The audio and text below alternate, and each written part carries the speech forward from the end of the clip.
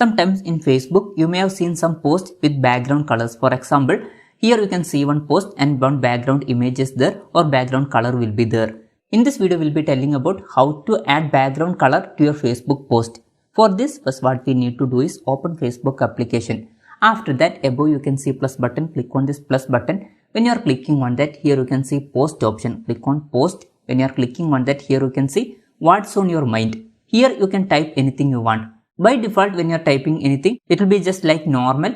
If you want to add background color, here you can see some colors. Just select any color from this.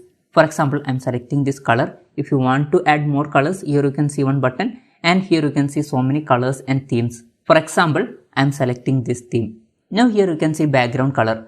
Anyways, after that, to post, click on post option. When you are clicking on that, that post will be posted. Now here you can see that post. So this way you can easily add background colors to your Facebook post. Hope this video was helpful for you. If you find it helpful, consider subscribing. See you in the next video.